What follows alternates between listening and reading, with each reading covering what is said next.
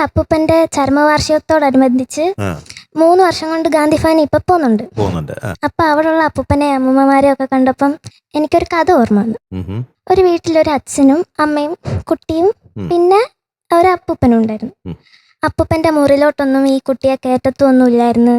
പിന്നെ ഈ അപ്പൂപ്പനോട് മിണ്ടാനും ഒന്നും സമ്മതിക്കത്തില്ലായിരുന്നു. ഉഹും, ആ അപ്പൂപ്പൻ ആഹാരം കൊടുക്കുന്നത് ആ വീട്ടിലെ ഏറ്റവും അഴുക്കായ പാത്രത്തിനകത്തൊക്കെ ആയിരുന്നു. ഉഹും, അങ്ങനെ നോക്കാതായി കുറേ നാൾ കഴിഞ്ഞപ്പോൾ ഈ അപ്പൂപ്പൻ അങ്ങ് മരിച്ചുപോയി. അപ്പം ഈ അപ്പൂപ്പൻ്റെ സാധനങ്ങളെല്ലാം ചിതയിലിടുന്ന കൂട്ടത്തിൽ ഉം.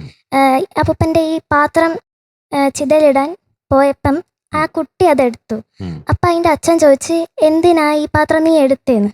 അപ്പം പറഞ്ഞ് അച്ഛനും അമ്മയും പ്രായമാകുമ്പം നിങ്ങൾക്ക് തരാനാണ്. രണ്ടുപേർക്കും ഈ തരാൻ പാത്രം എടുത്ത് വേണ്ടിയിട്ടാ. തരാനാണെന്ന് പറഞ്ഞു. ഓ അത് ശരി.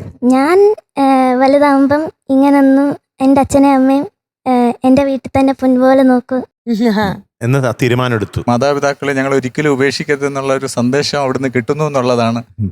ഗാന്ധിഭവന്റെ ഒരു സന്ദേശം എന്ന് പറയുന്നത്. ശരിക്കും പറഞ്ഞാൽ ആ മോള് സംഗീതത്തെ സ്നേഹിക്കുന്ന പോലെ തന്നെ കാരുണ്യത്തിലും ശ്രദ്ധിക്കുന്നു എന്നുള്ളതാണ്. ഉം. അതുകൊണ്ട് ആ മുടങ്ങാതെ തന്നെ ഗാന്ധിഭവനിൽ വരികയും അമ്മമാരുമായിട്ട് സ്നേഹം പങ്കിടുകയും ഒക്കെ ചെയ്യുന്നു. അത് വളരെ സന്തോഷമുള്ള ഒരു കാര്യമാണ്. ആ മോക്ക് അവിടുത്തെ അച്ഛനമ്മമാരുടെ എല്ലാം കുഞ്ഞുങ്ങളുടെ എല്ലാം പ്രാർത്ഥനയുണ്ട്.